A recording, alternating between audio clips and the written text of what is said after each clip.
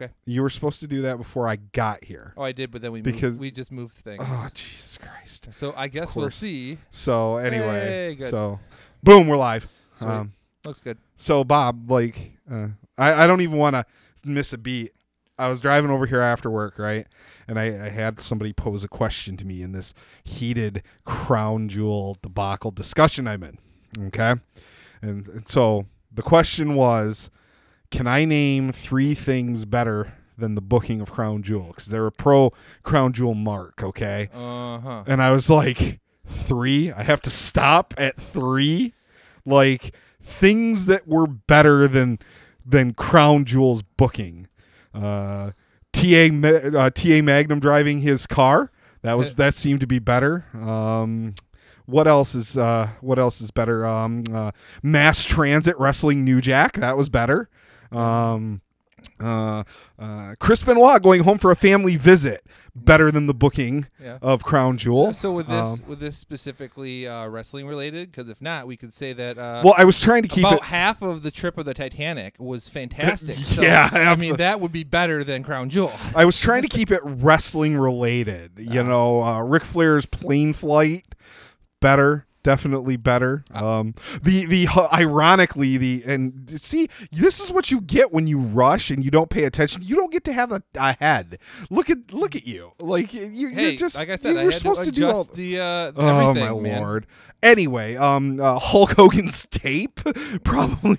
I mean, of course, we're naming some things that are absolutely unrealistic. Take a breath, you stupid marks. All right. I didn't watch Crown Jewel. I meant it when I said I wasn't going to watch Crown Jewel. And me either. And we'll get into more of why I got a text message about Crown Jewel from my kid after the fact, because he also, with me, did not watch Crown Jewel. But I did pay attention to the results on social media. Like, I mean, I wasn't going to block everything and just completely ignore social media, okay? I cannot understate how bad this absolutely was in terms of booking. I don't know. Maybe the matches were just insane. Maybe they were just incredible, and I'm missing out, and I'm a sucker, and you willing to do this and that, and why not protest everything, and you're a loser, whatever. All right, Marks, I get it. You're stupid. You don't understand having principles or morals. You know, it's fine. I've accepted that. And those of you who are now #cancel WWE Network after the pay-per-view instead of before, who were saying that kind of crap, I mean, come on, seriously. The fact is this is exactly how I feel about Crown Jewel. I said it online this weekend already. I will say it again anytime somebody decides to complain to me about it. The fact is that I often say, and I've said it to you on numerous occasions, that the WWE doesn't give its fans what they deserve. Well, in this situation, for those of you who refused to boycott Crown Jewel and came out specifically heavily on the side of WWE, you got exactly what you deserve. You got a mess of a pay-per-view that had terrible outcomes to matches and looked like people were, half-assing it in a number of the matches. I mean, it's something that you deserve to get on a show that is a propaganda show for the Saudi government. I'm sorry, that's what it is. So, okay, let's start unpacking and dissecting the booking, because again, we can't cover like what actually happened in the ring. I didn't watch it. Well, so how much credence are you giving these claims that people are making online? Because I'm giving them none, but they're like, well, the Crown Prince booked it. And this is both positive and negative WWE fans, ones who were boycotting, ones who weren't. People saying, well, I don't know what you expected. The Crown Prince booked this. And at the same time, you had the ones who were pro WWE, like, oh man, like the only reason it was bad is because they let the Crown Prince book it. And I'm like, man, this is a scapegoat for both sides. We all know that there is not enough money in this world to get Vince to give up that kind of control. Yeah, it just doesn't happen when he tries to give up that kind of control. Like we've heard stories. If you listen to any shoot interviews with like Bruce Pritchard or anybody who worked at WWE, and like they brought in JR and him and this and that back in the day, and Vince was going to take a step back because he was going to. You mean like when he was going to take a step back when Hunter came into the company as a whatever head person. So Similar situation there. Yeah, this has happened multiple times. Okay, Vince does not give up control. It doesn't happen. Just accept it. Yep. All right, Vince is not going to let some guy. Mm-hmm. I get it. He's the crown prince. He's paying them lots of money. Vince, I'm pretty sure, would say, "You're paying me lots of money, pal. You gotta trust me." Mm-hmm. That's a Vince move right there. All right, this feels like Vince McMahon booking. Yeah, like absolutely. In the worst possible sense. Yep. Vince gets a lot of credit for a lot of the good things he did. But Vince booked a lot of trash in the Attitude Era, too. Let's not forget that. Absolutely. All right? It's not all Vince Russo's fault. Vince McMahon Vince Russo okayed. wasn't there for all of that. And Vince McMahon okayed everything that went on the air. Yep. So there was a lot of trash back then. Remember, Big Show's dad got drug away by Big Boss Man. There was a kennel from Hell match where there were dogs inside the Hell in a Cell. And they were shitting all over. There was when Boss Man fed Al Snow his own dog.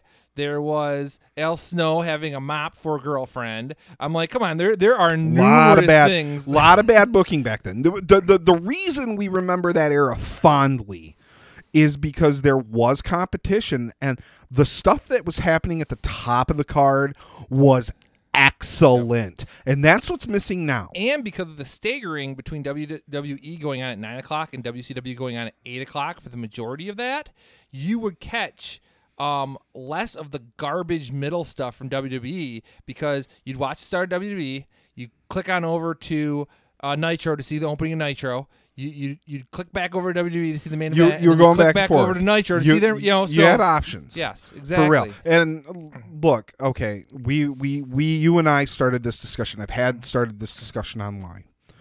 When you were, and this is considered a pay-per-view. It's a special event. Mm-hmm. This is a pay-per-view caliber event. As much event. as everybody who are WWE fans want to be like, oh, well, I don't know what you expect. It's just a glorified house show. I'm like, guys, it's broadcast on the network. This is going to be part of this like special tier of the WWE network they're looking forward to. They're talking that these non-regular pay-per-views are going to be part of this $15 thing. They want you to pay extra for this, so they're not booking it as a house show. This was billed as a pay-per-view, as a special event, and basically WWE. I know your argument about fans got exactly what they deserved, but and I can respect that as an argument. Like, hey, we told you. Yep. We told lots of people, and we weren't like. Let's not act like we were the only ones sitting here saying this was going to be garbage. There was a lot of criticism leveled not just at the protest and the political aspect and the Khashoggi murder and all that. Like, people said that this was going to be a disaster. The card wasn't really looking good, and that was way before like they had to pull Roman because of his leukemia, and way before Cena had punched out. Like all of that. Okay. No, like this is WWE pissing in your mouth. Mm-hmm. Okay? That's what you got. You got a mouth full of piss. That period. This is and maybe it's because we're long-term fans and I've been watching wrestling now for a really long time. Yes, there are plenty of people who've been watching it longer than I have, but I've been watching wrestling seriously and actively since 91, right around there. I mean, I watched as a little kid, but I was a little kid. I don't count that. I was a Snuka fan all through the 80s, Mega Powers and everything. But I didn't really, it was something I watched because my dad watched it, and I connected it with him. And then we reconnected over it when I could really get into it.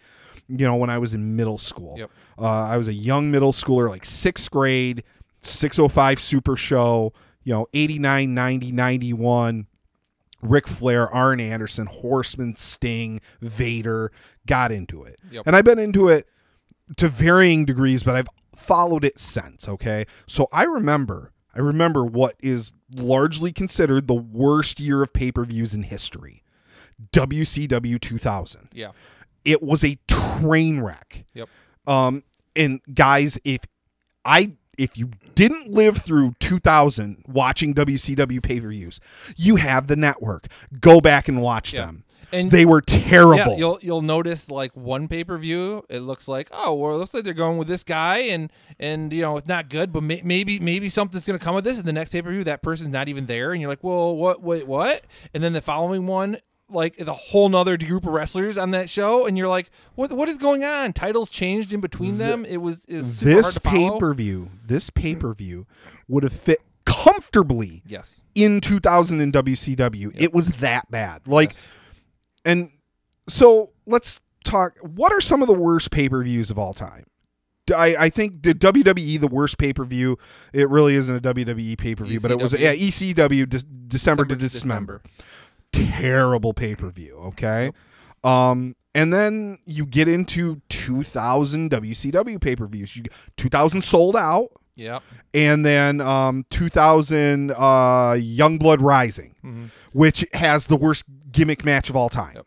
Okay. Well, I mean, and you can make an argument for the first Sold Out, the NWO Sold Out that they did, because of the fact that you had one good match with Eddie Guerrero versus Six, and the rest of it was just like a bunch of bad matches and a weird stylization that didn't really make a whole lot of sense, and a lot of video packages, and just didn't work for what it was. Yeah, I mean, there were some and there's some other stinkers. What was it? Was it Mania? What Mania was it? 6 or 9? The Halloween Havoc Chamber of Horrors of Horrors match. Halloween Havoc. Great American Bash like 91 or 92 was really bad. King of the Ring 95. Yeah. Terrible. There are individual standalone pay-per-views that we remember as being colossally bad. Mm-hmm. But there was this error. It permeated everything that WCW did in 2000, and Vince Russo booking. It was unfettered Vince Russo, Ed Ferrara craziness, and guys, just because I mentioned it, if you don't know what the worst gimmick match in history is, it's the Judy Bagwell on a forklift match. But it really worse than that Piranha Death match. Well, every match on the card, and I have the card pulled up because I went back and looked at it, and I was like, it can't be as bad as I remember. No, it was worse than I remembered it. I want you to listen to this card, okay, and compare this card, because this is probably the worst. It's either this or December to Dismember, okay? And that was, I feel like, that was just a case of Vince crushing what was left of Paul Heyman's dream. Yep. So let's kind of set that aside, because WCW was trying. This is back in the tail of the Monday Night Wars. Mm-hmm. So like the waning era, they're trying to hold on. I want you to listen to this card, okay? And the stipulations, because, when we talk about the WWE putting stipulations in matches, they've got nothing on this. So you had 3 count, and there's actually talented names in here, and they were so grossly misused that they still couldn't do anything in this pay-per-view. So 3 count defeated the Young Dragons in a ladder match for a gold record. Mm-hmm. Okay? Match itself was pretty good. Just the stipulation of a gold record was terrible. Why? Okay. You have Ernest the Cat Miller squash the Great Muta. Yep. What? Yeah. Huh? What you want? There's a guy whose career in the U.S. was completely mismanaged. Anyway, Ernest Miller. I should just mute your mic for the rest of the show for that. Oh God! For a guy who was pretty high on the card in WCW for a while there, nobody knows who the heck he is. He's guys. Nobody remembers his WWE run either. Like nobody. Go back to the 2000, the slew of bad 2000 WWE pay-per-views. Let's not forget the dance-off with James Brown that lasted 17 minutes that Ernest the Cat Miller had in that run of pay-per-view. That was amazing, because the fact that nobody in their right mind thought James Brown was ever going to actually show up on that show. And he did. I mean, it was like, kind of shocking, but it wasn't good. Like, let's be honest. So you've had in 2 matches, you're at 1 gimmick, the gold record, and then you squash a legend to Ernest the Cat Miller in 6 minutes. Mm-hmm. Buff Bagwell defeats Canyon in a Judy Bagwell on a forklift match. It is absurd that we still have to say that, but it happened. That's not just like a photoshopped meme. That really happened. One of my biggest WCW regrets is the fact that they didn't have Canyon win that match, because I wanted to see what Canyon was going to do with Buff Bagwell's mom when he won her. I'm assuming maybe a shopping trip on Rodeo Drive, or I'm just going to move on. So, 4 corners match for the WCW World Tag Team Championship, with 4 special guest referees. What? Well, what are you doing? So they were trying. The WWE always did the thing where you get like 5 referees knocked out before the final referee. They're just getting ahead of it. They're like, well, we're just going to tell you there's going to be 4, so you know that so many guys are going to get taken out of the match. That was Chronic, Brian Adams and Brian Clark defeating the Perfect Event, which was Sean Stasiak and Chuck Palumbo, Sean O'Hara, Mark Jindrak, and the Misfits in Action, MIA, which was General Rection and Corporal Cajun. General Rection. Do you remember Hugh Morris and Lash LaRue? Yep. And at this point, you're like, what am I watching? Yeah. Okay. And this all makes sense because, we don't want to spend a ton of time. Billy Kidman defeating Shane Douglas in a strap match. Another gimmick match. Okay. Major Guns defeats Miss Hancock in a mud rip off the clothes match. Well, one more women's match than Crown Jewel had. True story. Yeah. And it lasted 6 minutes and 43 seconds, which is more than the 52-second squash match Sting had against the Kiss Demon. Yeah. So you get 52 seconds of Sting, and you get 6 minutes and 43 seconds of mud wrestling. Well, you really don't need more than 52 seconds of the Kiss Demon, so that's probably fair. Poor Dale Torborg. Lance Storm defeats Mike Awesome in a Canadian rules match for the WCW United States Heavyweight Championship. Yep. See, talented guys. Yeah. There's talent there. Like a lot of talent between those two guys.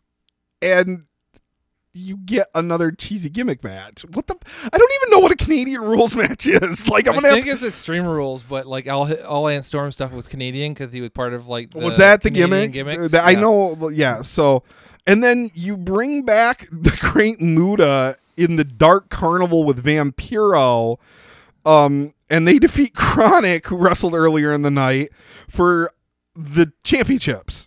Well, yeah, because I don't know, whatever. Like Muta needed to get that win back. And then you have the infamous triple threat match between Kevin Nash, Scott Steiner, and Goldberg, where Goldberg does the work shoot, refuses to take the power bomb, and walks out.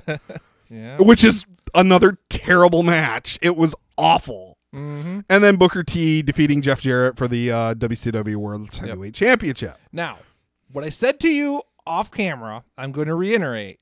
The difference between the two is, in this case, WCW was trying new guys, even though it was booked terribly. Who were the new guys in that list? Because there's a lot of old guys in that list. Booker T's getting a title shot, something he hadn't really done up until that point. This is like early in the Booker T main eventer type, run. It's early in the Jeff Jarrett main eventer run because he didn't get main event spots until Vince Russo came to the company.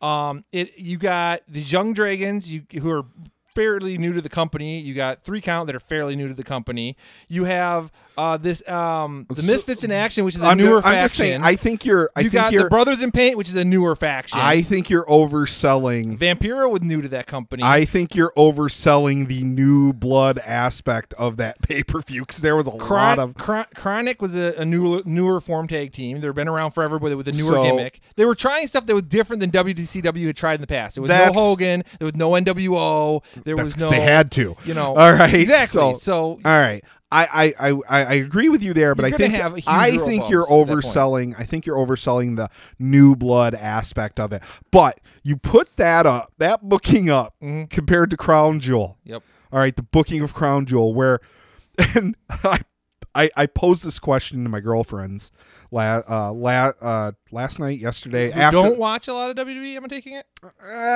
They watch some. They're knowledgeable enough to actually legit answer this question. Okay. I asked, I was like, so the World Cup tournament's going on. They haven't watched in a couple weeks, so they're a little behind. You know, like I said, they're in and out when I'm watching.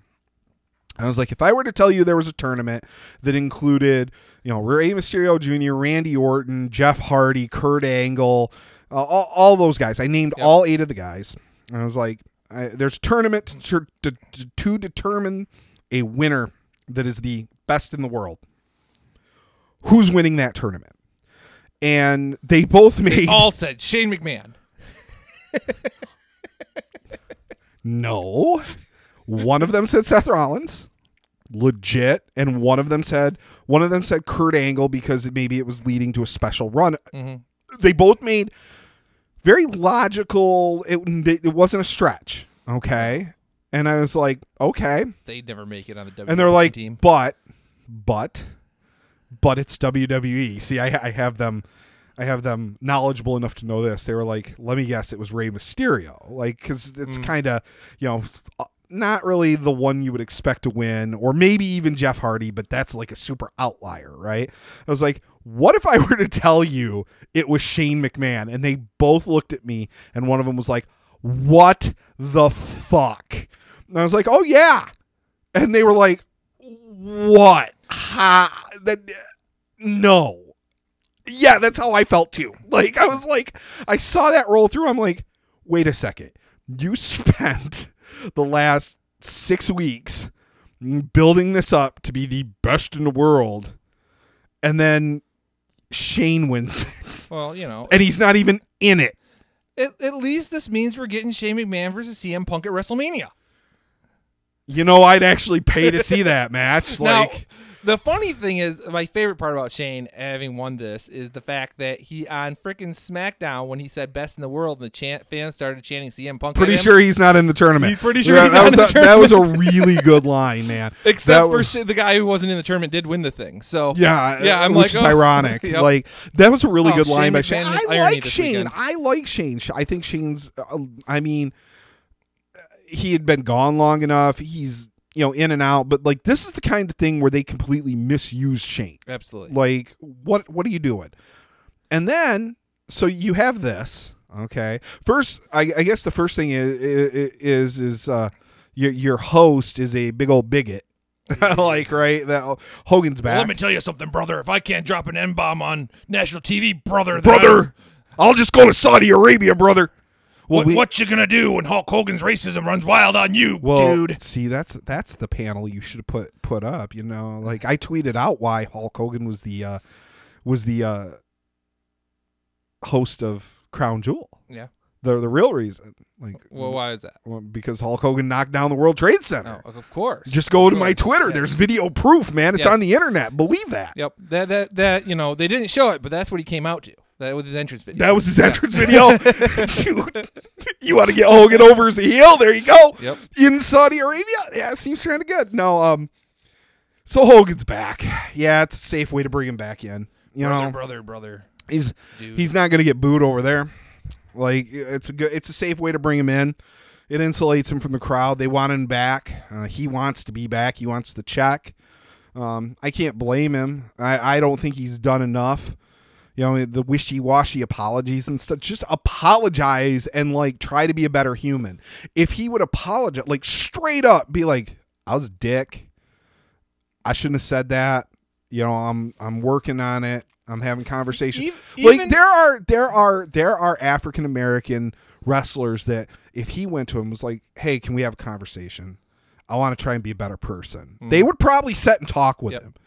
And I don't get why he doesn't do that. Well, the complaint is that his apology was less of an apology and more of an exclamation. Yeah, it's this wishy. But you that's know what what? I meant. You it's know what? wishy-washy. He could have even explained himself, but done so in a way where he took responsibility. That's the problem. He didn't take responsibility. No. He could totally have come out and said, hey brother, like this is how they used to talk when I was a kid. You know, I heard this in the locker room for years. It's no excuse for me using that word and for me saying these kind of things today, and I am sorry. He could have said it that way, but instead he made excuses. I didn't know I was being recorded and all the. I'm like, yeah, that's not helpful. That doesn't cut it, man. Like Nope. you gotta be a better person. All right, if you want to be the.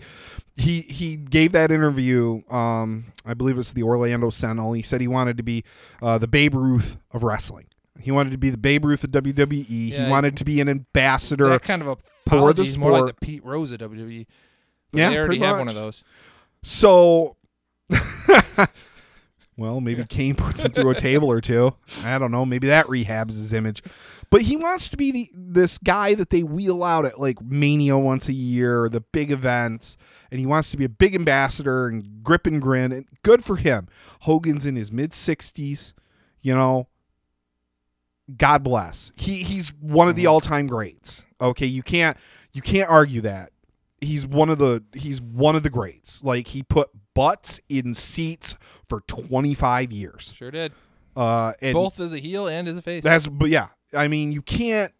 If you can argue whether you like him or not. You can argue whether he was actually good in the ring or not. Mhm. Like his work rate. Hey, man, he did enough to get over, unlike pretty much anybody before that.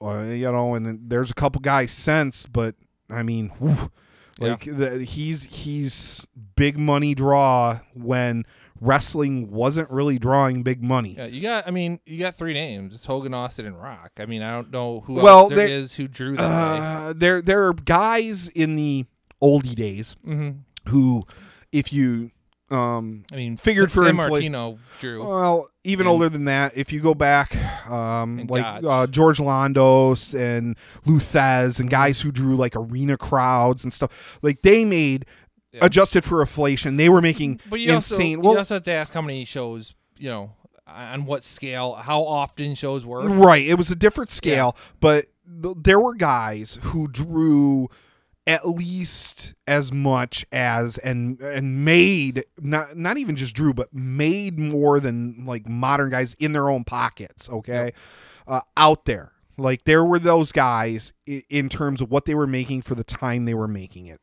Okay, but those are like really, you're talking like, you know, 30s, 40s, 50s.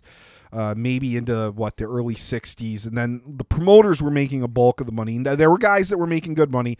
Cornette often cites, you know, the 5 highest paid athletes in like 67 were the world heavyweight boxing champion and 4 pro wrestlers. Like that was stunning back then. They were all making the equivalent of over $1 million a year. Okay, like good, get your money. So there have been draws comparable in their era to Hogan, but you have to figure. But you know, Hogan was that guy who transcended wrestling. He transcended wrestling, and he was the main draw when wrestling entered that national cable scene. Like cable was just really exploding into households in the 80s. And he was the guy, you know, pay-per-views, WrestleMania. I mean, he's the man, okay? None of that can be argued, okay? Hey, you still got to do a bit. You can't just rest on your laurels if you're a shitty human being. Exactly. Okay? You just can't do it. So be a better guy, apologize. And that's one of the things that I feel like people don't understand. The American public as a whole is actually pretty, even in today's climate, if you come out and you're willing to admit, I messed up, I'm sorry, unless it's something really heinous, like you murdered somebody in like cold blood. Hey, but like, forgive OJ.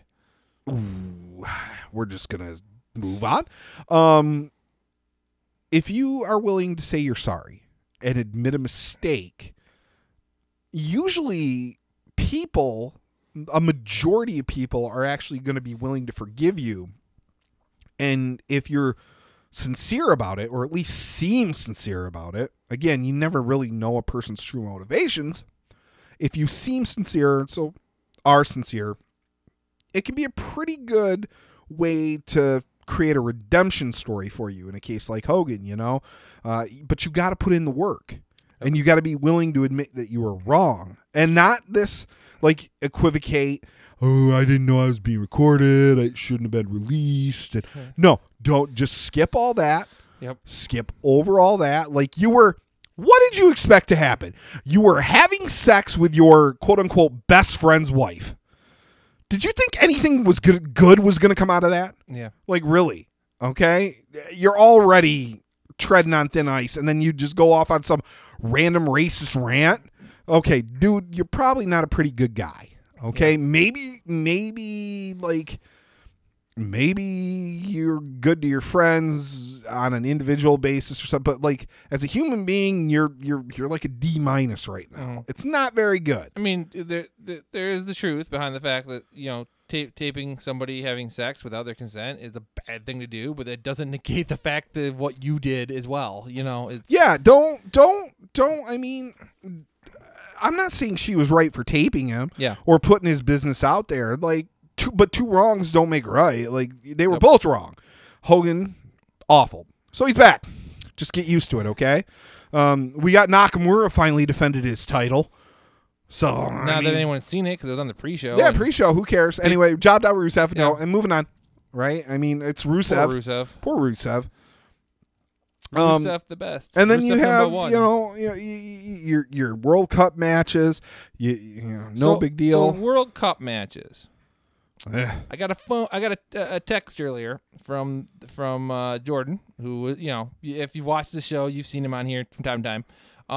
He boycotted with me. He just wanted to see how Rey Mysterio did, so he looked it up online, and he sent me a text with some photos. WWE photoshopped the cross out of Rey Mysterio's mask, and then he came out without his regular style mask with the cross. It had a RM centered in it that looked kind of half-assed. Well, that's because you're in Saudi Arabia. Because I'm wondering if they completely forgot about that when they booked him, and then he showed up and somebody was like, "Hey, he can't have that on the show," and they had to make a change because that mask I have never Ray's had different stuff in his mask besides that cross before. Like WCW had the little crown up on the forehead. He's had different things. This was not any of those that they could have went with. So it's interesting.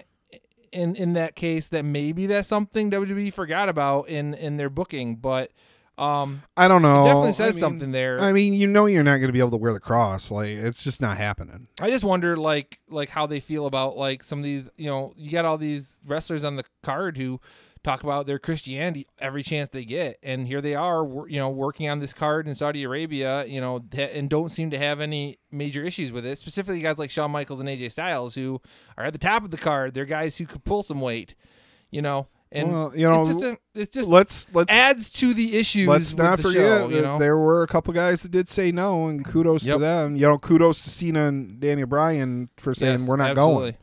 Going. So, you have these matches, and it goes on, and Dolph Ziggler beating Seth Rollins again in a non-title match. So you have your Intercontinental Champion losing, which you would think is going to set up an Intercontinental title match between them at Survivor Series, but looks like Survivor Series are all champion versus champion matches, so that's not going to happen. So you wind up with Joe losing clean to AJ again. This is done now. Yep. Like it's like the first two time were schmazes. Yep. It was DQ, and then AJ tapped in the schmazzy finish, and then Joe tapped out, and now Joe lost again. Like this is over. Like Joe's got to go to the back of the line for a while. Here's a question I have. So the two guys they replaced, John Cena and Daniel Bryan, they replaced with guys who reportedly have been dealing with some serious injuries. I mean, you got Bobby Lashley, who's working through a separated shoulder issue, and Joe was on the shelf. Like, he wasn't on TV. It was said that he was supposed to be out for a while, and all of a sudden he's back. He's working a one-off match, and now he's going to go back, and that's Joe being and so my thought here is hey, WWE, did you maybe lend credence to CM Punk's claims that you push guys to work when they're injured? Because to me, it seems like maybe you gave a little bit of credence to that claim. I guess we'll see what happens. There's something to be said about going to Joe and saying, "Hey, Joe, can you do one match?" Mm-hmm. Again, if you ask a guy, and Joe seems like the kind of guy who'd be like, "Yeah, I can do a match." I want to know how much money they gave him. because it's probably a big payday. Yeah, word has it they offered Cena anything and everything to get. Yeah, him like to, all like, these come to the guys show. got huge. I wish we could, and I think some of that might leak out at some point because the WWE has to disclose earnings statements and all that. You could probably pour through it and find it. I'd be interested to see what some of these guys' payouts were on this show. And I'd like to see they're what probably pretty absurd. I'd like to see what the full-timers payouts are in comparison to the payouts of the full-timers who are on the Evolution pay-per-view. Yeah. Well, again, they can use – it can be justified to pay out more for the Crown Jewel payouts because they're making so much more money off of it. It can be justified to pay more for the Evolution payouts because it was a better show.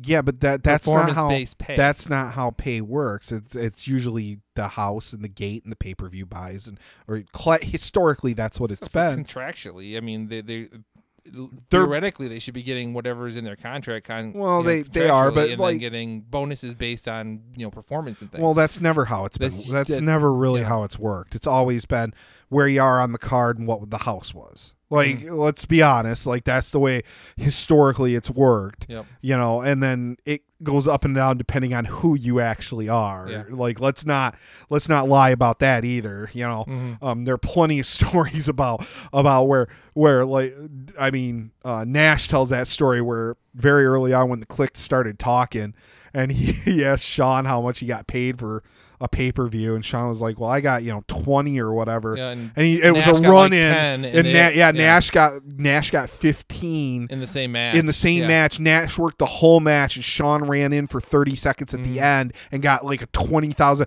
and he called and like reamed out Vince and reamed out the office, and there was a FedEx at his house like 2 days later with $5,000 check in it. So like the payouts are what they are. Back when WWE FedEx checks instead of firing people on their wedding. Give it a rest, dude. Like, we get it. All right. Hey, this pay-per-view had a best in the world tournament. If I can't comment on CM Punk during a pay-per-view that had best in the world tournament. Although whoever photoshopped Shane's head onto really CM Punk was a really good one with the best in the world shirt. So, all right. So you have Joe losing clean again to AJ. Maybe this is just a one-off, and then he gets some more rest. It gets healed up. But a guy can work. There's a difference between going to a guy and asking him, hey, can you work a show injured? And most of the guys, if the payoff's right and they're a good company guy and you're treating them right, well, yeah, let's figure out a way to work around this injury as long as it's just one show. Do you think they're going to bury Daniel Bryan, or do you think they're going to implement him back into a title picture leading into Mania? No, I think Daniel Bryan's done. Okay. I think he's done right now. Like that. I think they're going to just kind of leave him out there. And I'm just wondering who is going to be in a feud with AJ on SmackDown. Because I look at the SmackDown roster and I'm like, I don't know who's supposed to be credible. They Joe's lost 4 straight. You're probably going to have another shake-up. Maybe a shake-up, or they call somebody up. I don't know. The talk is that they're looking to shake up wrestlers from SmackDown over to Raw because they lost Roman. Which means they'll shake things over. There'll be like a swap. Because usually maybe when Braun will go to SmackDown. Yeah, that might help. I don't know. I don't know. Or they call somebody up. I think Braun's pretty much, dead in the water at the moment because any kind of build. And that's the other infuriating thing. How can WWE, and I'd like to talk a little bit about NXT at some point, how can WWE book something so well and then fail to book their big shit even remotely palatable? How can WWE build somebody like legit make a huge superstar and then continuing to book them right directly into the toilet?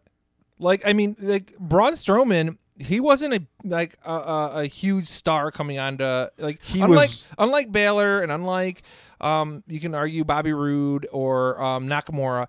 When he came onto like the main roster, nobody was like, "Oh my God, it's Braun Strowman! Holy crap, we can't wait to see." Nobody. There was nobody. They built him on that main roster into a huge monster of a character that people loved to cheer, and then they went and freaking destroyed their own creation. They did what Vince said he was going to do with the NWO. Only I can kill my own creation. Well, the thing of it is Braun became what they wanted Roman to be. Like organically, like they booked Braun because they put him against Roman, he ended up being, I mean, I'm not finished with you yet. Get these hands. He was the monster ass kicker. Yep. He was what Lesnar was before when Lesnar was showing up every week. Okay. Yeah. People want to cheer monster ass kickers. We like seeing monster ass kickers. Sure That's why Brock was getting cheered, and it took Brock being surly. Brock, like he's a surly guy. He plays heel really well, but you keep him off TV with that belt long enough, fans are going to get pissed. Yep. It worked, okay? So they book Braun right out of the character they've been trying to build for 4 years. They just book him right out of it because they absolutely want Roman to be the babyface guy. Just don't put Braun in a feud with him. Exactly. Put Braun over. Yeah, it baffles me. Smackdown. It baffles me because Vince worked with Andre for how long? Yep. And Andre was never in the title picture until the very end, his very end of his career. And Andre put Hogan over, and they used it to elevate Hogan because Andre was a good guy and a good guy to do business with for the most part. Look how good Kane used to be. Like, and for an extended period of time, like Kane he had one title reign, and then he went 10 years before he was in the title picture again. Look at how badly Big Show is misused. Yeah, they just, for Vince being enamored with big guys, he really doesn't like the biggest guys, the monster guys, the giants. He doesn't know how to book them. He hasn't been able to book an effective giant since Andre. Yep, and I wonder how much of that was just Andre. Dictating what he was going to do and not do. Yeah, because Andre could do that. Andre and then Gorilla Monsoon in Vince's ear saying, "Vince, you're doing it wrong." Yeah. That might have been. I mean, because you had Gorilla, another big guy, another guy who played kind of a monster in his era. And I mean, what are you going to do? You going to tell Andre no? Andre would take his ball and go home. Yep. He didn't have to work. Absolutely. Like, he could have went to any other company and just especially went over to Japan like he had done in the past. Especially like when towards the end of Andre's career, and it's sad that people don't remember Andre in his prime. Like we remember like WrestleMania 3 Andre. We remember post WrestleMania 3 Andre where he can barely move and he's check out his matches in Japan. Yeah, stuff in Japan. Anywhere, man. Like anything. Hogan's matches in Japan too. Oh my god. Yeah. Hogan's another. Well, he was a big, brutish guy. He could really go hard over there. But look at what Andre anytime in the 70s, man. But yeah, like Vince hasn't booked a good giant since Andre. And again, how much of that was Gorilla? How much of that was just Andre being Andre and saying no? And refusing, not that he would refuse to do business, but just knowing what was best for his character at that point in his career. Absolutely. And being like, I'm not going to do that. Because he clearly was willing to do business. And with a guy who legitimately you send him to the ring with whomever, and if he didn't like what they wanted him to do, you were going to do what he wanted you to do. Absolutely. And if he didn't like you, you were in trouble. Yep. Absolutely. That, no bones about it. So really, what are you going to do? You're going to do what Andre wants to do. Yes, he was willing to do business. He put Hogan over. Look how big he put Hogan over. I know, right? I mean, it is what it is. Like you said, look at the big guys they've had since then. They gave a push to Viscera for some reason. I don't know why, but that didn't work. They had Yokozuna, which didn't really work. It worked for a short period, but it worked. Yoko worked for when it worked, but then they had. I mean, I don't know. I think that's just that's Vince misbooking. They had this guy. They had Kevin Nash, who was one of the lowest draws in WWE history as champion. Some of that was Sid Vicious, who didn't draw as WWE champion. Sid. You had. You had Undertaker, who was amazing. Undertaker's like the one bigger guy who really... But he's not a monster. I don't consider any of those guys you named like monsters or giants. Like when I talk about monster... Viscera, yes. Viscera. They botched Vader. Vader was completely, horribly mismanaged. Yep. That's a great example. But I don't consider... Nash is a big guy, but I didn't consider him a giant. Or there's Andre... there's giants and monsters, and like monsters you're talking Vader, Yoko, more of a monster Yep. than a giant. Yeah, so giants, you're talking Andre, Big Show, Braun. Yep. There's a handful of them, okay? And it's just, how do you ruin this guy? Like now, so in the way they beat him. So anyway, we're getting a little so yeah, we got Brock Lesnar as the Universal Champion again, guys. Yeah. So they take the title off of Roman because Roman can't defend it to put it on a guy who won't defend it. Exactly. What? Yep. So we have Brock Lesnar as Universal Champion again. Good luck. Best meme I've seen on the internet all weekend has been the one that has Brock Lesnar holding up the belt, and it's like Vince hit the reset button in the back. And I'm like, so good. Because it's true. Pretty much. Yep. We're right back to where we were. And there's some thought that this is, if Lesnar, now there's some talk that, he might not fight Cormier in the UFC. Right? Mm-hmm. Like, and this UFC fight might not go for. I don't know. I'm gonna have to do. I haven't. I was too busy marking out over Ben Askren coming to the UFC. Like, we can go down that rabbit hole, and I can talk some UFC. But like, I hadn't been paying attention to the heavyweight division because I was like, what? Somebody's like, Mighty Mouse got traded. I was like, wait a minute. First of all, there was a trade, and then I looked at. I was like, oh, they gave up his contract to get Ben Askren, guys. UFC welterweights are about to get mauled, and if at some point we could see Khabib and Askren at I don't know what 170 or whatever 175 something. Figure out a way, put those guys in the ring and let them maul each other. Yeah. I'll be a very happy. Anyway, that's a whole different podcast. That's a whole different podcast, and there are people that do it way better than me. But I will mark out and be crazy super fan about it. Anyway, there's talk that this fight won't go forward. But the thought is Dana's given permission that he can bring the title to the octagon if he has it. I don't know what. So is that your thought? Regardless of this, if this fight happens, regardless of if Brock is part-time or full-time, who wants to fucking see Brock Lesnar? I'm sorry, I don't. If he's full-time, I want to see him. I don't. He does. I haven't. His matches haven't been matches in a long time. Like, they haven't been. That's fair. They need to change it. Yeah. Well, and I don't want to see him. Why would I want to see him fight AJ Styles at Survivor Series? Some of this Why goes do I want back to see him squash the best wrestler in your company right now? So some of this goes back to the booking, okay? Because you bring Lashley in, you miss the complete opportunity to have him and Brock go head to head, who are two legit shoot fighters, and you could market the hell out of that. And you don't need the title to do that. No. Nope. Those two guys should just make it a personal grudge match. And so who's the better fighter?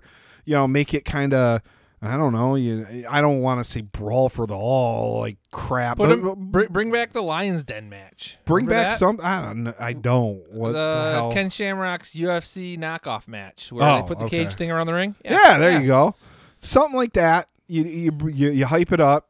And those guys can go. Mm-hmm. Could you imagine? But the thing is they got to start booking Brock where he's got to start working matches again, not just suplexing and F5 and everybody, and then laying. If he gets roughed up, he goes and lays down for 15 minutes and gets up and runs through everybody. Because that's been Brock Lesnar matches for the last 2 years. Yes, you got to change that. But Brock can work, dude. If Brock's a full timer, I'm okay watching Brock if he's in the right position. Mm-hmm. I don't want Brock with the world title on him.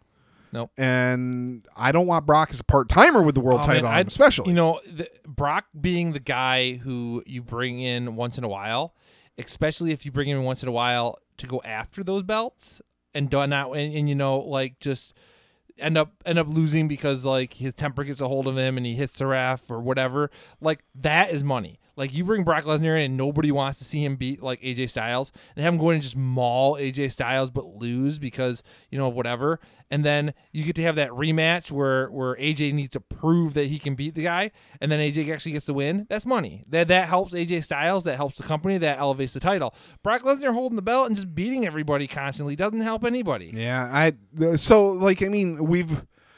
thing was just a cluster. Shane McMahon. So you have him replacing, and he's not even in the tournament. So breathe. Take a breath. You take a breath. Compose your thoughts. It's hard because they're so angry and Travis Smash. Yeah, pretty much. So Shane replaces somebody who's injured in the World Cup. That's not how tournament sport fighting works. With The Miz, was it not? And it was The Miz. Yeah. He replaced The Miz. That's not how this works. So Miz is injured and unable to continue. The person that The Miz beat is usually given another opportunity to progress forward. Okay, that's how a normal like combat sports bracket works. Okay, you don't just drop a Not only do you not drop a random person in, you don't drop a random person that doesn't make any sense. Well, everything to do with SmackDown side of this tournament made no sense, because on SmackDown last week, Shane McMahon came out and said, to the guys who are in the tournament, right, the guys who have to fight to try to win the thing, whoever makes it to the finals, if they lose to a Raw wrestler, they're fired. Now, why would you even, I would rewind to lose that match right in the first match. Why would I chance this? Why am I putting my career on the line? It didn't make any sense.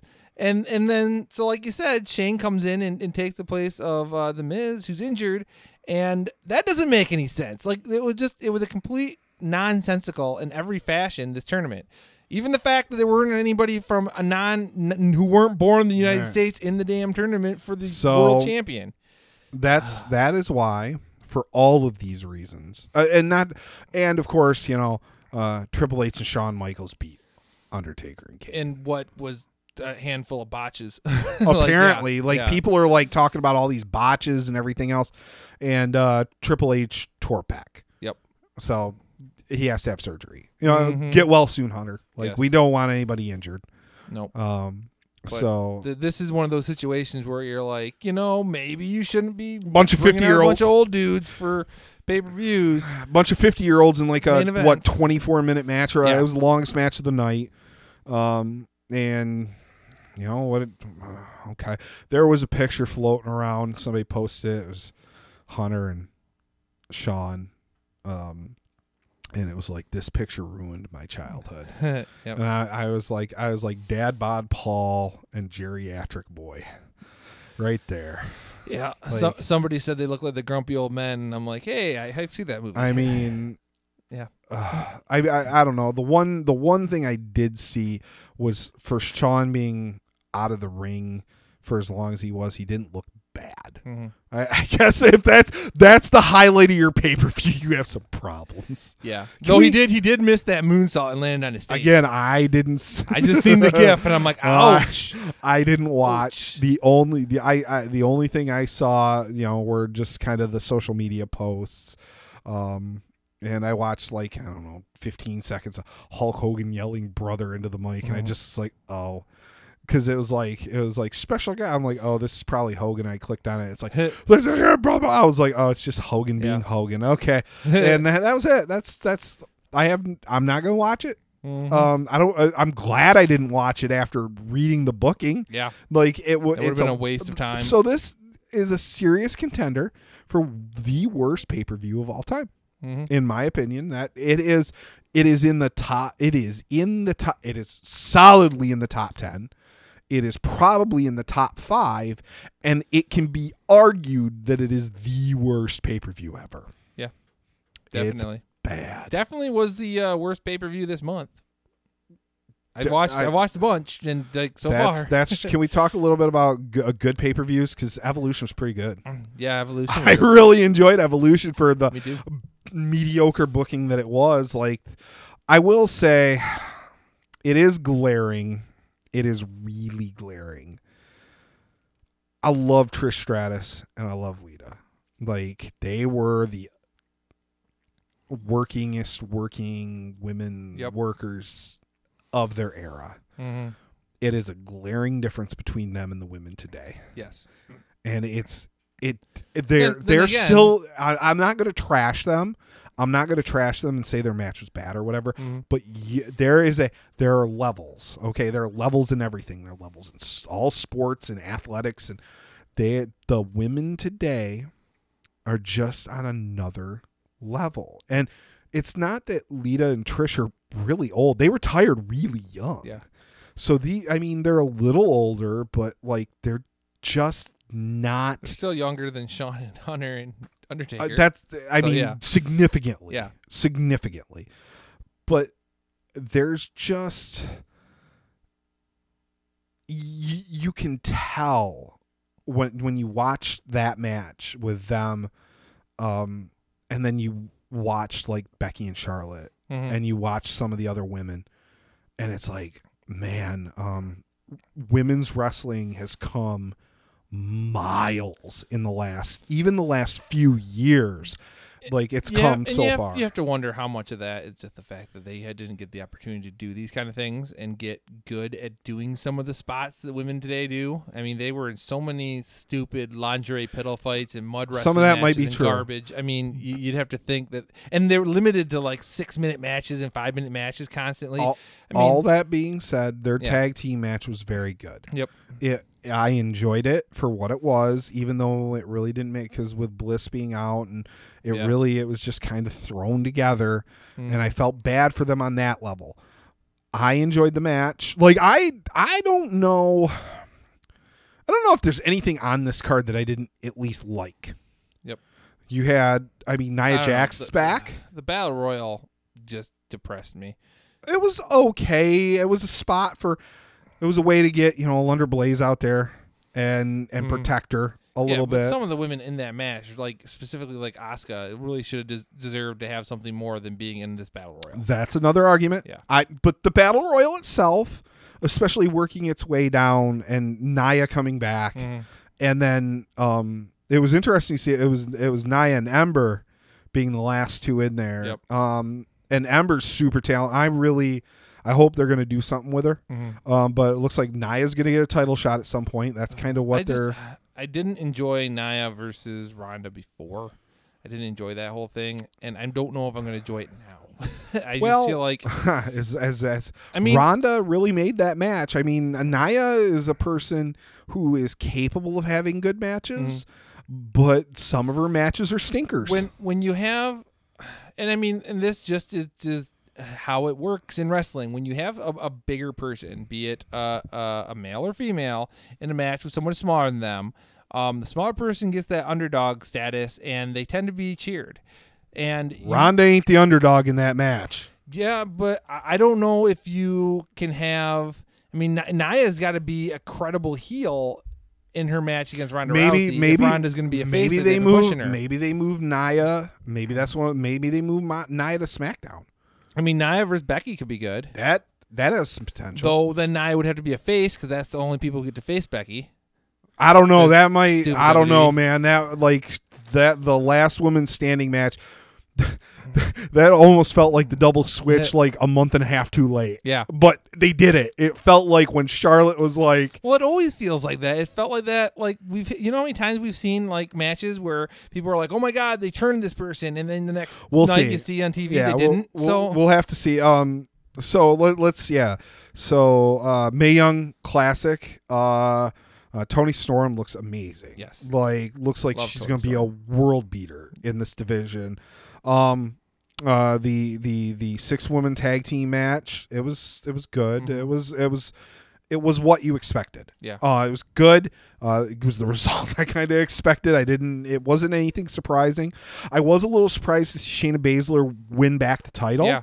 Unless they're going to go to like another, because they're pretty even. Well, they've been back and forth. I don't know. There were rumors that they were going to bring Kyrie up to the main roster like a month or so ago. Maybe they are. I don't know if that's the case. I guess we'll see what happens. I'm starting to feel like the women's division though is getting to where the men's division is. Getting a little crowded. A lot of people up there in the main roster, and I mean I don't know where you fit her into that with two very very hot champions on both shows. And needing to find time for the people who aren't going to be champions. There are people there that it feels like they're missing. Asuka's a great example of that, where it feels like they're missing an opportunity with her. So we'll see what happens there. It doesn't really do any damage because they've been back and forth. What is that? Shayna, is that 2-2 each now? Something they each have. I think it's 2-2 each. And I was a little surprised, unless the idea is they're going to have a rematch at the next takeover, and then Baszler gets called up because the big rumor is they're going to set up for horsewomen. That's the direction. I heard the rumor that they were going to set up for a big like tag or 4-way match between the horsewomen of like WWE. Yeah, the horsewomen. Yeah, no, I mean like 2-on-2, the WWE 2-on-2. So like and I don't know how that would have worked, but like maybe they set that up. Maybe they I don't know. Maybe they set. And I also heard the rumor that they're moving Charlotte to Raw so she can fight Ronda at that's the one everybody Mania wants to see though. That's the match I want to see. I'm looking at this Becky and Ronda match at Survivor Series. That's going to be good. Why is this not a Mania main event? That's going to be good. That's going to be really good. Be Mania, Becky and Charlotte, that match was so. It wasn't. I'll tell you what held it back for me from being like a truly great like epic match. Mm-hmm. It's a case where the women don't get to work that style of match enough for it to be polished. Mm-hmm. There were a few spots. Just because you could tell, not that they were incapable of doing it, but they were doing things that were out of their normal comfort zone, especially with like the weapons and some of the table spots and stuff. And it still looked okay, but you could tell where you're like, this is probably something maybe they've done once. Yeah. Maybe. It was probably they've practiced like some of this on the big floppy mats at the Performance Center just to not get injured, which God bless. But this is a case of a match that had stipulations where they don't get to use very often. Yeah. And they were just unfamiliar and unpracticed with those. And even then, but like the storytelling in it and the psychology was really good. And when Charlotte got up and was like, sad off. And another issue is this goes back to them not being familiar. Like there were points where the ref was at a 9 count and he's like, come on, help me out here. And the women were just, they were close enough that it was believable, but it was like the men working those matches more would have been more able to sell it and be in the exact right positions. And that's just inexperience. And you got to work that. I mean, if the women are going to start working these style of matches occasionally, like they got to get familiar with them. And the only way they're going to get familiar with them is to actually start working them. Yep. So it's trial by error. All right. There was nothing egregious. I don't, it sucks to bring it up, but it was I noticed it several times in the match. I was like, man, this is probably something that they've never done before. And they're doing it on a pay-per-view and it didn't look super polished. It didn't look great, but that was okay. But when she got up was like, is that all you got? I was like, that's pretty good. I really enjoyed it. I didn't have a problem with them leaving the title on Becky.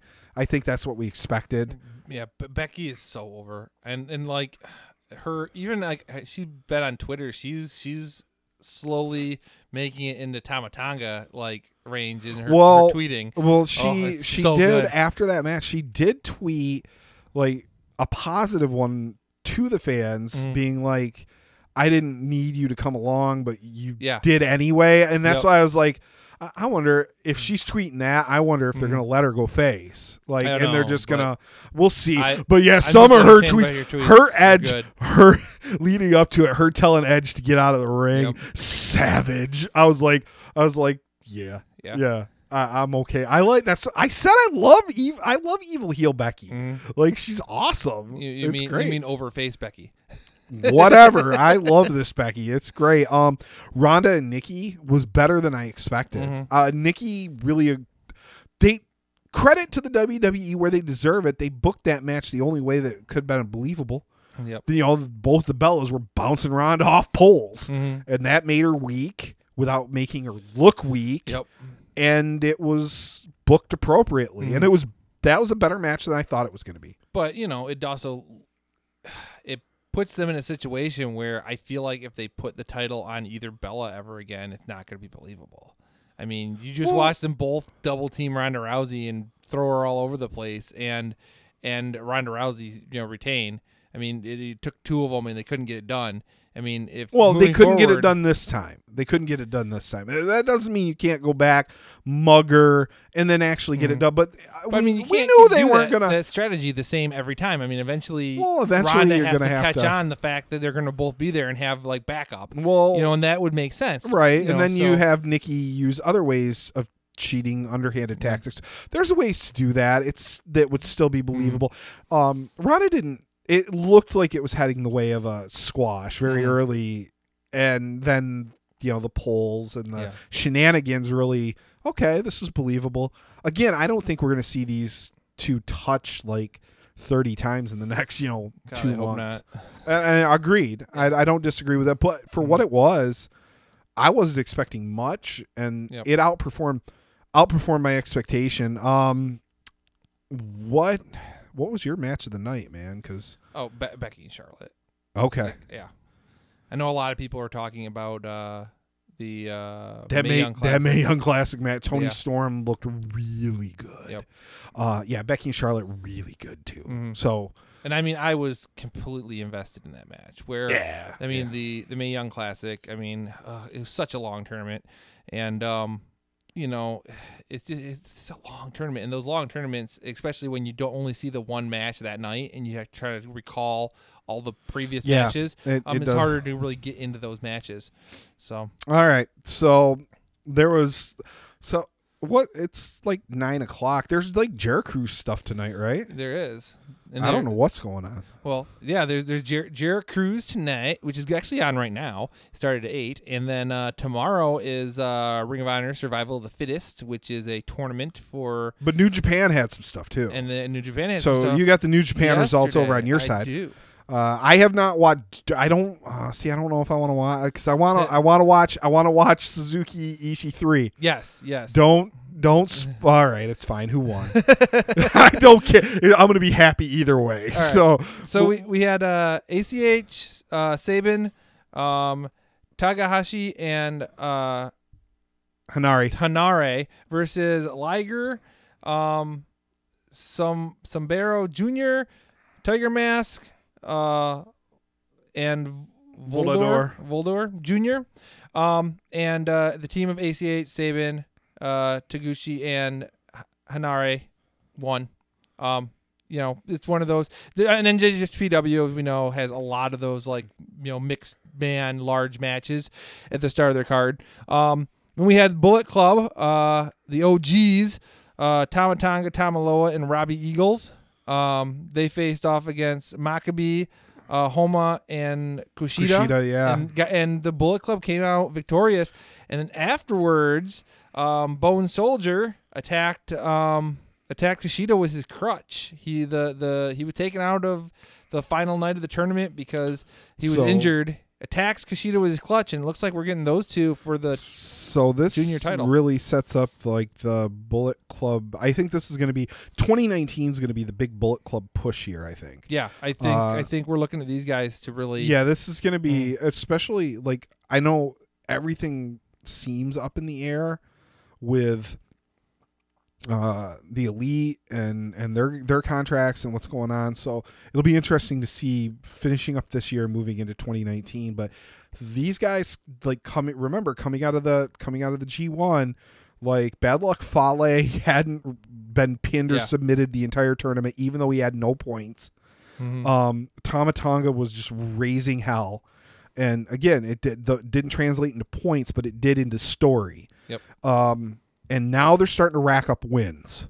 Yes, and titles too, man. They got both the never open weight six man, and then the heavyweight tag. So yeah, it's starting to build. So let's Chaos. Versus some more Bullet Club. So you had Berea and Okada versus Bad Luck Fale and Switchblade Jay White. And that makes sense, just because it helps build it up. And Chaos picked up that win, and then Fale took the pin. Yep. To protect Switchblade. Yep. And then Switchblade attacked Okada afterwards. Yes. And challenged him, anytime, anywhere, which it's coming. Okada's like tonight, and then of course Switchblade backs off, but yeah, we're gonna see that match sooner than later. So all the New Japan marks were losing their mind over this match. Oh yeah, Golden Lovers winning over David Finlay and Tanahashi, which we got to see some Omega Tanahashi preview for Wrestle Kingdom, and that's what the marks were losing their minds about. Absolutely, right? Yep. And then Kota hit this move on David Finlay. Looked like he almost killed him. This Hurricane Rana move. It looked like David Finlay landed straight on his head, and there was. Well, I'm glad he's okay. Yeah, I know. Like people were like, "Holy crap!" Like David Finlay, like whatever you're doing, don't do that. Like Roppongi 3K beating up on LIJ and Suzuki-gun, and what is that? El Desperado and Kanemaru. Okay, so they won the Super Junior tag league. Sure was 3-team. Roppongi 3. That was one of the best matches on the show. Probably it was so good. Well, it was, but in a good way. But the end was solid. It had a solid booked end. You got at the end where a couple of false finishes, which followed with like mists in the face, and they went all out, and I was super impressed. Yeah, I'm super looking forward. I haven't been able to watch this card yet. I'm super looking forward to it. Looks like we got a new never openweight champion, sure Goto, man. Yep. Goto getting a title. Yep. That's cool over Taichi. Hey man, it was a good match. I haven't seen it. I don't like Tai Chi, so I was like, let's watch this match, and it was a fine match. I'm looking forward to seeing Goto face somebody else. Yeah. So I know the answer to this, but Ishii beating Minoru Suzuki by British heavyweight champion. Yes, with the vertical drop brainbuster. Was this a war? This had to have been a war. They had to have just hurt. Like it had to have hurt watching. It was so good. I can't wait to. I'm watching this tomorrow. Like when you can hear the forearm shots to the face, and then when you can hear the shots to the throat, and then watch Suzuki sell it, where he's making these coughing noises. He's holding his throat, and you can hear it come over the. Oh, yes, so good, so good. I can't wait to watch that. It was a great match. I loved it. That'll be good. I could watch those two. Like unlike WWE, where we often complain, like, oh, we see these guys in the ring too often together. I could watch these guys like every freaking because night their characters are really good. Yeah, like there are guys in WWE, and where every match is a little bit different. Yeah, that's the other thing is like they make the matches different. But there are guys in WWE you could put in the ring pretty much every night if the matches were changing a little bit. And it's down at NXT mostly right now. But there are a couple guys at WWE like I'd be okay watching if they let them go. Like. So it's not just we're New Japan marks and you're just the booking on the main roster being the problem. Yeah, that's usually the problem. So Naito picking up a win over Zack Sabre Jr. Yep. What the hell? I don't know. Yeah, what are you doing? This page popped something up. I don't know. Fix it. Thank you. And then Jericho picking up the win over Evil. Yes. By submission. Is that going to be a continuation feud, I think, or not? No, because it over? Afterwards he put the walls back on Evil and got interrupted by Naito, who came out for the save. And it looks like we're moving into Jericho. Nice. Yes. That'll be good. What, their second feud now? That'll be good. So that'll be good. That'll be fantastic. That'll be good. Was the match good? Match was solid. I mean, it's Jericho and Evil. It's probably going to be all right. Yep. I mean, Jericho's New Japan character is just next level, man. But he's gotten to the point where he's relying a lot on brawls on the outside and stuff, and I think a lot of that's his part-time status and all those rock concerts and not being in the ring enough to really do a heavy technical style match for the entire match. I think a lot of that is the case is that they have to resort to some more brawling. But I mean, it was good. Jericho went through a table. I mean, he took a table spot. So credit to him. What was it? Was a WWE match. It's been a couple years now. Jericho took the tack spot. Well, it was a couple years ago. I don't know. He took the tack bump. He landed, and I'm like, dude, you're Chris freaking Jericho. You don't have to take that bump, but he did. Yeah, because he's a pro. Like, absolutely. And that's why really, when you're talking about like greats of all time, I think he's probably the most overlooked because he's still so active. As we get further, who else has been to so many places as him and been so successful in all these places? Yeah, I mean, it's nobody since the territory days. Yeah. It's like him and Ric Flair, Ric Flair. Yep. But like he I mean, nobody's really done it outside the territories. I mean, there's guys who've done it but haven't done it in WWE. Like there's guys who've been to like a bunch of companies. The only other guy really is AJ Styles. It's him and AJ. Yeah, AJ and AJ's getting his run in WWE now. Yep. And he's going to go down as an all-time great. Yep. Like he really is. He needed to go to WWE and do it there. And now so but like, I'd love to see a Jericho Styles match outside of the WWE. Cuz the one they had in WWE was terrible. Well, it was super lackluster and all right. like, so I don't really like. We covered a lot, Bob. Yeah. A lot of good wrestling. As much as we coming up for next week. Too. Oh my God. What do we got next week? Well, I don't even know. Like I said, we got Jericho Cruz tonight. Tomorrow, Survival of the Fittest. Okay. Raw, SmackDown. Yeah. And then, depending if we get to it before the weekend portion, then you got, I think, Thursday, Friday, Saturday, or Wednesday, Thursday, Friday, New Japan. We didn't even talk about the heel change heard around the world. Yeah. On NXT. Yeah, we didn't. Johnny Wrestling's dead, son. Yeah. Johnny Wrestling dead, son. And there was. Did you see the picture with Ciampa and Gargano with the DX shirts? Yes. Like we talk a little bit about NXT before we wrap up, but so apparently it was revealed that Johnny Gargano is the one that attacked Aleister Black. Yep. Really good. Like Aleister Black came in and just like decimated everybody, worked his way to the ring, was screaming, "Where is he? Where is he? Where is he? Where is he?" And all of a sudden, Johnny Gargano comes out of nowhere and blindsides and picks up. He's like, "I'm right here." I was like, "Damn!" It was good. And you're getting Black booking something that's not obvious. So you're getting Black and Gargano. And then you're getting Ciampa and Velveteen Dream. Yeah. Good luck following it there, WWE. What is the other show? Because this is part of their War Games show, right? Right, that's War Games. So what that Survivor Series? Yes. Yeah. Okay. So WWE is going to put on these like champion versus champion matches that are all going to suck anyway. So I mean, who cares? Like the WWE show is not going to matter in the long run because none of these matches are going to go forward with story or anything. These Survivor Series matches, so they don't even have to worry about the fact that NXT is going to destroy them with quality because that pay-per-view doesn't really mean anything. It's just a glorified house show, as people like to put it. Yeah. So I'm trying to get to the card so that I have all here. So yeah. You've got Ciampa and Velveteen Dream for the title, and that's gonna clearly bring down the house. Black and Gargano and Johnny Wrestling dead. He's full heel now. That could be really good. The War Games match. You want to talk about a lot of talent? So we saw most of these guys, all wrestle in Ring of Honor live. Yeah.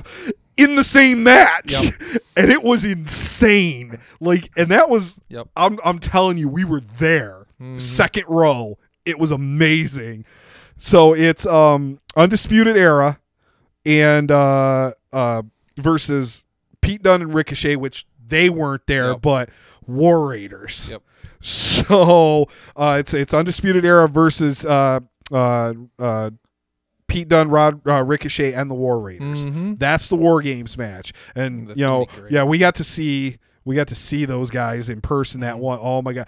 And War Raiders, man, those dudes are big dudes who can go. Like I'm afraid that they're going to get to the main roster and just it's going to be tag team attrition up there. But this is man, I feel like them, and it's one of those, like, I marked out for Ascension. Ascension was so good in NXT, and then they came up to the roster, and they were just awful. But these guys are even better. Yeah, like I feel War Machine, like the fact these are big dudes and they can do like high spots, and I'm like, oh man, for real. When you see the suicide dives they do and the moonsaults, and it's pretty insane. Obviously, Undisputed Era is crazy talented. It's nice to see. They're back at 100%. Fish is back. All good there. How long? how long before they come up to the main roster? I had thought like it was going to happen sometime already. Like I'm shocked that guys, those guys, Adam Cole, Fish and O'Reilly have not been brought up. But what are they going to do with them on the main roster? They don't have a freaking tag division that they use. They don't do anything with their tag teams. So I mean, yeah, what do it'd be scary. You'd have to put. Well, you would hope that they would put Adam Cole in. See, this is one of those like you're missing Roman now. Yeah, because those 4 against the Shield. Nah, I want to see that. I don't know. I think they just have them get destroyed by the Shield. And, unfortunately, that's probably what would happen, but we'll see. I'm worried that none of those guys are going to make it on the main roster. Dream That's my included. Worry too. My worry Dream, they're gonna everybody on that roster is so talented, and I don't feel like if any of them went to the main roster, they would make it. My big worry about like undisputed era is that Vince is going to see how short they are and then stick them on like 205 Live. Yeah, 205 Live. Yeah, just put them over there. Yep. It'd be that's terrible. where Hideo Itami went. I mean, that's they got all these guys over there who should be wrestling on the main roster, and instead you got 50-year-old dudes clubbering it out in the main events at pay-per-views. It's ridiculous. So, I guess in closing, there was the story that New Japan is offering absurd money to WWE talent. Yep, they're like, and I mean like. Big guaranteed money. WWE caliber money for half the dates. And I'm like, yes. Yeah. So it'll be and we don't know who yet. But I mean, they're definitely Nakamura said that if the money's right, he's gone. Yep. I mean, he didn't say it, but he alluded to it. You look at the guys who are there in WWE not being used well, who could get over in New Japan. There's a lot of them. We haven't been on to talk. Did we mention in the last show? Had it broken yet, or did it break the day after the last show about the new wrestling federation that's going to be opening? That came out after the show, so we haven't even talked about that. No, because and calling me a conspiracy theorist, I think like there's all this mystery about where Cody and the Bucks and they made this big deal. They're all staying together, but then Cody like double talks and says, I'm not part of the Bullet Club. Well, and apparently none of them are. That came out in the cruise. Right. I'm saying, like, there's this split now, and they're distancing themselves. And Cody's like, I'm not under contract with New Japan, and I don't do this, and I'm working contract with Ring of Honor. I'm Ring of Honor, and I've just got these dates that I'm working. And, but they have big plans after the first of the year. I think the entirety of what they're doing is trolling the fan base and trolling people who want to know what they're doing. They're having fun with it. There's a very good possibility with that. Because I'll tell you why I think this. I mean, I sit there and I watch the Bucks and Kenny talking about, there's the point where you make so much money is offered and you got to take that for the best of your family. And then they say things like, they talk about like, our contract's up in January. That's plenty of time for Mania, stuff of that nature. But then Cody, in the same breath, like in the same freaking episodes of Being the Elite and stuff, is like, we're gonna do working on this All In too. And I'm like, well, he's not doing that if he's in WWE. So it seems like a troll job. All right, I completely can respect and agree with that opinion. However, I want to pitch something. I want to at least put it out there in the universe because I feel like it's if you analyze it, it's a very real possibility. Mm-hmm. Okay. New wrestling company allegedly, reportedly, and this is coming from multiple sources, is in the works. Okay. Okay. Oh, it's just another wrestling company, right? No, guys. So allegedly, it's going to be ran. Kind of the day-to-day and the actual wrestling part of the business is going to be JR and Chris Jericho. Mm-hmm. But that's not as important as that is with JR's knowledge of all the front office work and his history and Jericho's connections to Japan and his, success everywhere he ever goes. That's not the important part. The important part is the owner, the actual backer, because it's not them. Mm. It's Shad Khan. Now, did you not see the rumors that then afterwards stated that he has had no talks with anybody? Allegedly. Yeah. He may be no-selling this, okay? Because, again, we don't know. This is all mysterious. Again, and it would play into them trolling, all right? Maybe this is all just made up.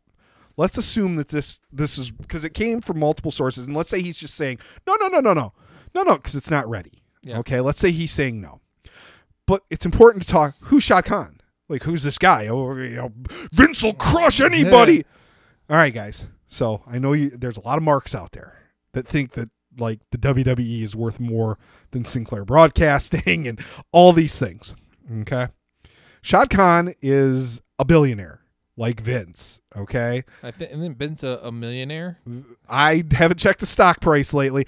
When I looked last week, just to compare, Vince was at like what, 3.2 billion or something. Okay. He was right about 3 billion. That's what he was worth. Okay, Shad Khan is the owner of the Jacksonville Jaguars. He's worth double what Vince is. Shad Khan's worth almost $7 billion. Okay, so this is not a two guys in a garage with a ring setting up a thing. If he's really backing it, if that's true, and he's really gonna. And Shad Khan is a guy who will throw money around. When he bought the Jaguars, he just dumped money into that team. Put like hot tubs in the stadium and just create, like, he is that guy. He is kind of he's a little older, like Mark Cuban-y type guy. That's another guy who's really interesting. He's one of those interesting dudes that isn't afraid to take a short-term loss if he really believes in something. So that sounds like Ted Turner.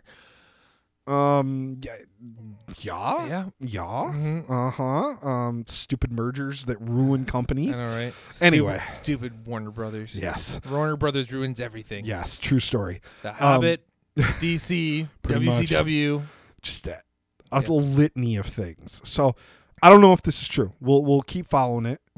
If it is true, and he's the backer, and he lets those guys run it. Could you see a situation where all of a sudden, poof, Cody and all those guys, because there's a guy that can pay them big money for put them under a long-term exclusive deal, and probably find a way with his contacts and connections to get it on TV. Like, I mean, this is not just some rando dude. This isn't Dixie Carter at Impact. Well, as talented as those 6 guys are. But if they are going to be if they're not breaking that group up as far as like story wise breaking them up, who else are you getting for them to go up against? Because there are a lot of WWE mid carders. Are their contracts actually coming up? Because I mean, again, that just WWE depends. doesn't. We seen with Neville what WWE was willing to go to keep him from doing something else. Right. Well, and we've talked about they're willing to waste money to keep people on their roster to not allow them to go anywhere else. Well, but that's a little bit different situation. Like, again, you'd have to wait and see what contracts are coming up. But I'm assuming that there's at least some guys who, in 2019, their deals are going to be up. And there's a lot of, we've talked about this. WWE has more talent now than any roster in history. Okay. Like, there are guys toiling away, doing nothing that could be top guys. Bobby Roode. It doesn't Ty Dillinger. It doesn't take much. Pretty. It doesn't take much for guys that could put on that indie style alternative match, but with big budget production and the right people leading that. They need TV, and that's going to be the biggest thing for anyone. TV. And that's why, so everybody keeps talking about where they're going to go, the Bullet Club, and talking about what their best move would be. And I'm like, man, depending on what the fight company wants to do, or what Anthem wants to do with TNA moving forward, I'm like, having access to television already, and having Jericho and Omega's buddy working over there, that could behoove those guys if they can get the contract money they want and can go in for a year and get a year contract to see where that company can go within that year's time. That might be a good move for them to look at. But everybody's dismissing Impact at all out of that conversation, and I'm like, I don't know, man. I'm like, there's a lot to be said about what Impact already has going for it as far as their television deals and such. Yeah, but their numbers keep slipping, man. Yeah, but you got to figure. You got to figure for Impact to look at. All right, we can sign 5 guys or 6 guys, and these guys are guys who are drawing all the freaking crowds for Ring of Honor and New Japan right now. And we bring them in here. That's going to draw interest. They just put on a pay-per-view. And sold out 11,000 seats in Chicago. We can't get like people to fill for a TV taping. Like, we bring these guys in, they're going to help us out a ton. And we already have contracts locked in for television and such. We can give them the television they don't currently have. So just some of the names that are coming up in 2019. Nakamura is kind of like a big one. Mm-hmm. AJ, we're going to assume he's going to resign. Yeah. Like, they're going to pay him. He's the champ. He's not going anywhere. Or he's going to retire. I mean, he might be ready to be done. No, not with that kind of money in the belt. I don't know. I think he's got a couple years left in him. I don't know. Maybe, with the Samoa Joe thing, maybe it's time for him to go home and spend some time with Wendy. Keep Samoa Joe away. Keep Joe away from. No, I think AJ's going to ride this out until, especially if he's the top guy, he's got the belt. He'll probably sign another 2 or 3 year deal and work through it. Anderson and Gallows are up in 2019. That seems to be, those would be a good get for anybody. Fantastic. Fantastic. Absolutely. And that doesn't count, any of the contracts that come up elsewhere. Like, I just looked up. Let's see. Here's some confirmed dates. This was an article on Fightful from September. Mauro Ranallo's up in, just on-air talent. This is just general on-air talent. 2019. I wouldn't mind having him as my lead broadcaster. Yeah. He's a great guy. Mandy Rose 2020, Mojo Rawley 2020. So it looks like 2020 for those guys. But Ring Honor, like Young Bucks end of 2018. Most of these contracts end of 2018. Cody end of 2018. Paige end of 2018. Kenny January 2019. Jim Ross's contract with Access up January 2019. Yep. Lethal end of 2018. There's a guy I wouldn't mind having on my roster, right? So the thing is, how long do you think it will take to get this up and running where those guys would have to sit at home? I don't know. I don't know if they make them sit at home. Maybe they just pay him something and let him go work Ring of Honor and stuff until that. But then again, like if you lock them into a guaranteed contract, and then that's what they're going up against elsewhere, and then you tell them, okay, go work elsewhere, and then they get hurt.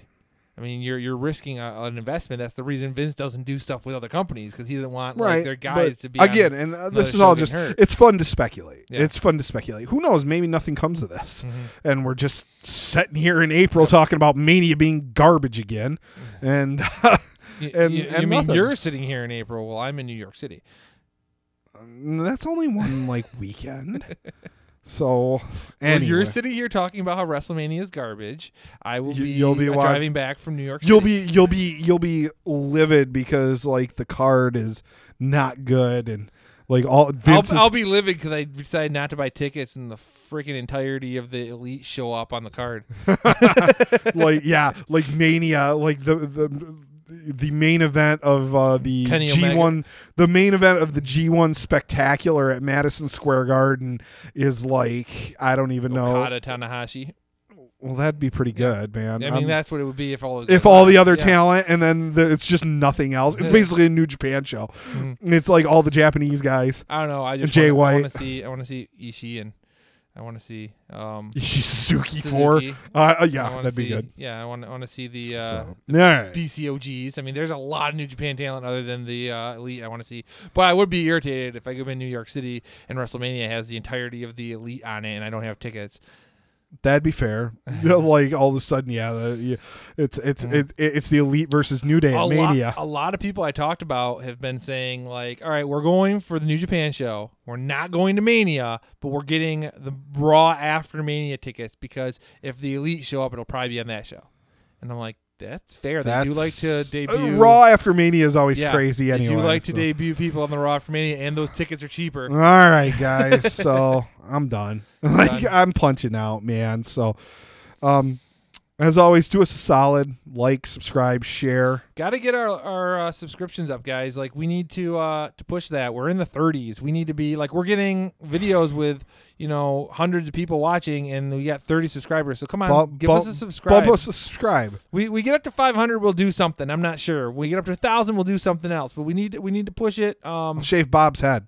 No. Why not? It worked for Jeff Jarrett. Wax Travis's beard.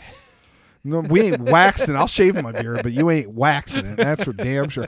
Jeff Jarrett just lost his hair down at AAA. Yeah, that he did. So, yeah, please, guys, like, subscribe, share. VALDD. Yeah, Slap nuts. Yes. Guitar shot that notifications bell so you get it when we're live. Yes, please. And remember, we got all kind of other content we've been putting up. We had the interview with Aaron from American Rebel Cigars. I got my new humidor. Man, you did? Yes. I'm just waiting for them to give me my cigars. That's going to be a little bit, but it's Jonesing. It's going to be. I got my new humidor and it's ready and seasoned. Hey, we need to bring up they got tickets on sale. New York City, December. Smoke and Mirrors. But Cody and Kaz. Yeah, their little private cigar event where they're going to be doing a Q&A and some cool stuff. Get a chance to win the American Rebel cigar belt. Yeah. Aaron did say. I don't know. He did. I don't know. I think he said it. I think he said it to us. I don't care. Sorry, Aaron. Yeah, he did say that's going to be traveling around. Kaz did kind of confirm that. He did. Kaz tweeted back at me and was like, "Yeah, that's kind of the plan." When I was like, "Hey, we'll be there when you come to the Midwest." Mm-hmm. So, and he said, "Yeah, that's the plan," because I hashtagged it wishful thinking. So it's kind of confirmed. They're going to be doing several dates around the U.S. Need to book a Chicago one and then rig that raffle so I win the Chicago belt because, we need that here sitting on the table. Yeah. Yeah. That sounds like a good plan. Maybe I'll just bring like a kendo stick and we can like just steal it and be the heels. Yeah. That seems like a bad idea. I think that's going to – I don't want to spend the night in the Cook County jail. Oh, did you see – so somebody tweeted out – they got the Jarrett Cruise and the Beer City Brawler is on the Jarrett Cruise, right? And somebody tweeted out, like, man, this Jarrett Cruise, they couldn't get any good wrestlers. They got a jobber like the Brawler. And Beer City Brawler replied to them with, like, a Brawler booked on a cruise? Really? And then, of course, I couldn't help but reply to Brawler. I'm like, well, let Chris know that, if I get a free cruise out of it, I'm willing to come take a pinfall. And he retweeted it and liked it, so that was badass. That's pretty funny, man. Great. Yeah, I'm like, yeah, dude, I can take a super kick and a pinfall. Like, no worries. So, all right, Bob. Let's get out of here. I'm gonna push the button. I ain't even gonna come up with anything. You're not gonna strong style forearm the button. I am going to strong style. my phone's already got a crack. It's got to go to the repair shop. I just haven't had time. I don't want to. Maybe I can like vertical drop brainbuster the phone. That didn't work either. No. So, all right, let's get out of here. Thanks. High Flow. High Five Flow. High Five Flow. High Five Flow. I don't think I want to do that. You don't want either. to climb on top of the chair? Do you want a broken table? No. All right, so we're gonna get out of here. Thanks, guys. We'll see you next time.